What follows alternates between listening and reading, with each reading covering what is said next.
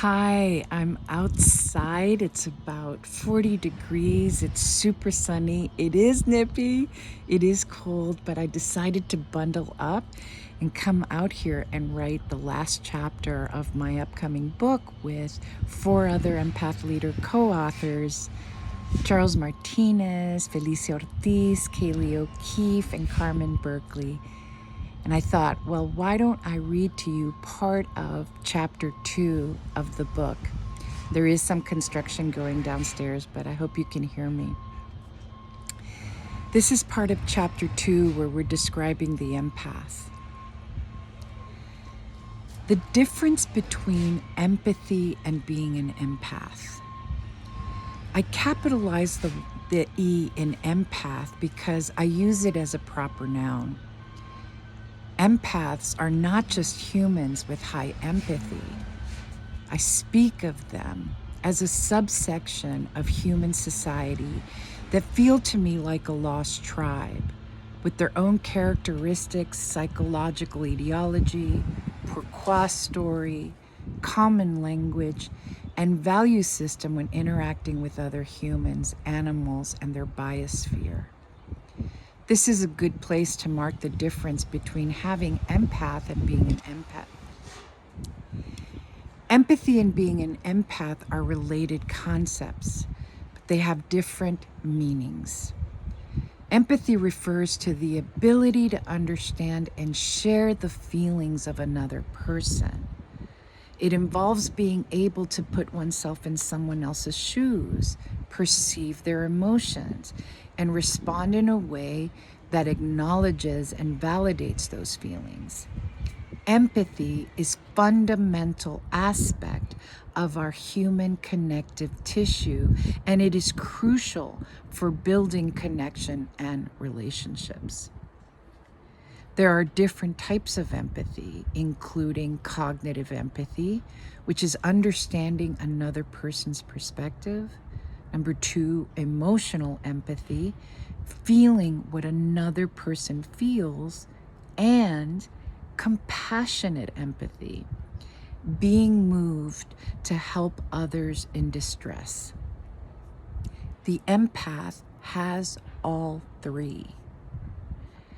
Empathy is part of our human operating system, our human technology, in that it forms an invisible connective thread that serves to bring us together in our sameness.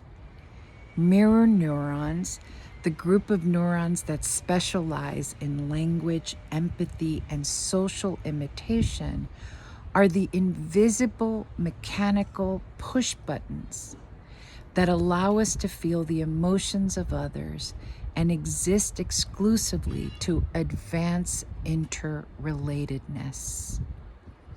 When someone loses a loved one or a fur creature, our mirror neurons hone in on their grief, send an internal signal, and we reassure them as an empathic and relational response.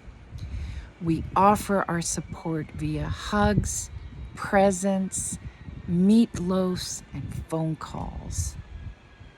The beauty of empathy is that we don't have to know the other human. We just acknowledge that they are human. And that's what makes us human, is our shared emotions. Sameness through shared emotion has helped us survive as a species. Empathy initiates care.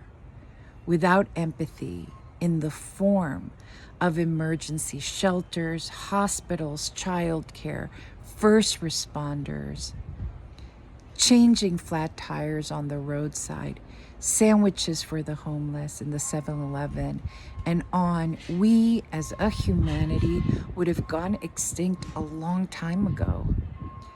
Empathy fills our heart and is our heart.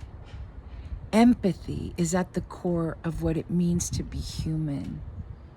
It is indisputable. Empathy in the form of care is central to our existence. Full stop. An empath, on the other hand, is a person who is particularly sensitive to the emotions and energies of others. We feel the room. It is a heightened and deepened capacity for empathy that does not require seeing the person, just sensing them. Empaths absorb the emotions of those around them to an unusual degree.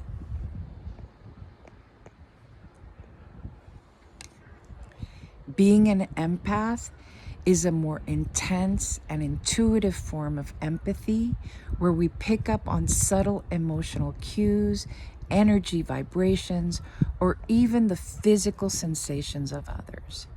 Empaths have an innate ability to understand and non-verbally connect with the emotions of those in their purview. Indeed, like Deanna Troi on Star Trek, we literally and not figuratively feel others' emotions as a psychic ability.